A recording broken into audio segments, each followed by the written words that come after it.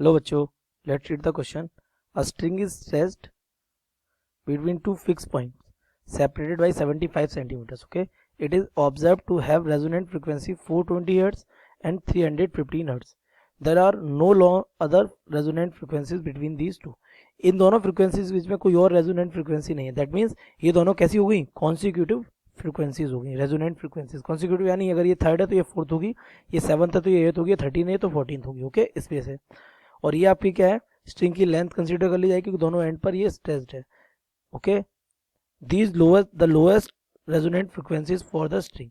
आपको सबसे छोटी रेजोनेंट फ्रिक्वेंसी यानी फर्स्ट रेजोनेंट फ्रिक्वेंसी चाहिए. Okay, so let's see the key concept of this question. अगर हम बेटा एक स्ट्रिंग लें एल लेंथ की, जो कि हमारी दो एंड पर क्या हो, फिक्स हो, तो इसमें बेटा कुछ इस टाइप की वाइब्रेशंस क्या होते हैं. अगर इसको देखा जाए तो ये स्ट्रिंग की लेंथ हम मान लीजिए, अगर हम एल मान लें, ठीक है, तो ये जो इसमें वेवलेंथ बनी है वो कितनी बनी है, half. That means the lambda by 2. तो यहाँ से अगर हम इसको देखें तो it is lambda by 2 is equal L. यहाँ से लैम्डा इज इक्वल, तो यहाँ से अगर हम बेटा देखें फ्रिक्वेंसी जो आएगी, तो फ्रिक्वेंसी इस वाले स्टेज की फ्रिक्वेंसी आ जाएगी v upon lambda, so v upon 2l.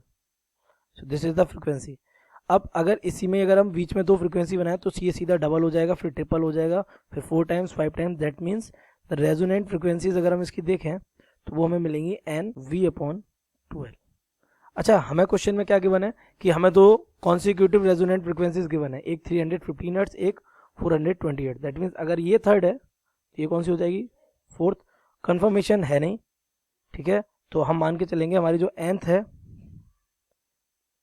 Frequency number nth, so it will be given by 315 hertz. Therefore n plus 1 is given by 420 hertz. So on the basis of this, let's solve the question. It is n v upon 2l is equal 315 and n plus 1 v upon 2l is equal 420. So on dividing, it will be n upon n plus 1 is equal 315 upon 420. So it will be 420n is equal 315n plus 315. So on subtracting 420n minus 315n is equal to 315, so it will become 105n is equal 315. so n will be equal to 3. Okay, तो n की value आ गई 3.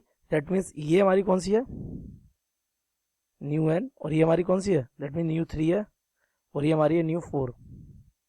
Okay, तो अगर हम यहाँ से v upon 2l की value calculate करें तो it will be 3 v upon 2l is equal 315.